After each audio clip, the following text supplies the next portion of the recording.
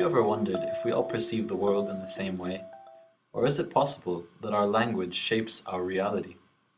One answer to this question can be found in the Sapir-Whorf hypothesis. It contends that the language we speak influences how we think.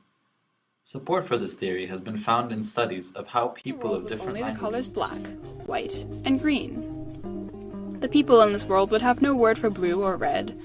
So what if one day a little blue speck appears? Since the language in this world has only the words for 3 colors, the people who live here might just see the new color as another shade of black or green.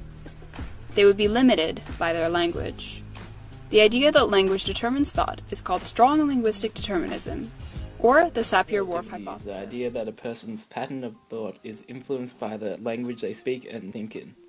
It means that the structure of this language can affect the way a person conceives reality.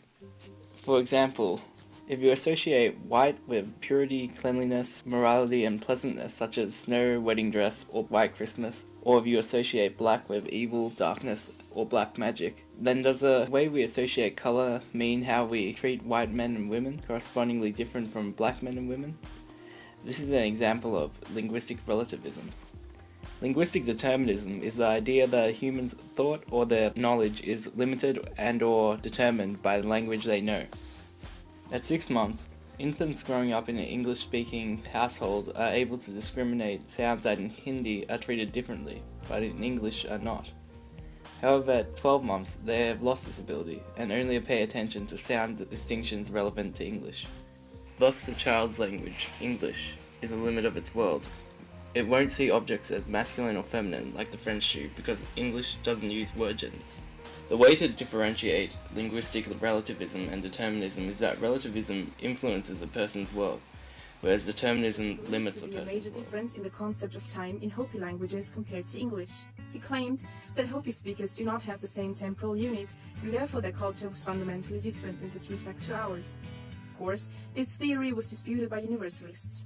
Their studies demonstrated that Hopi has different concepts of time than what Whorf had believed them to be, and claimed that Whorf did not understand Hopi languages well enough.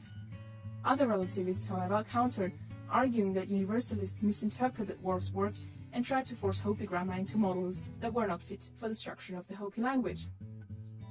In the 60s, a study was set up to discredit the relativistic approach. At that time, it was believed that there was no specific rule which determined between how many different colors a language would differentiate. Rather, differences were attributed to the culture in which the languages were spoken. Berlin and Kay examined the color terminology of different languages and found universalist trends. Even though languages have different color terms, certain hues are seen as more focal than others. Also, the choices of colors are not arbitrary. Instead, there appear to be a hierarchy of colors.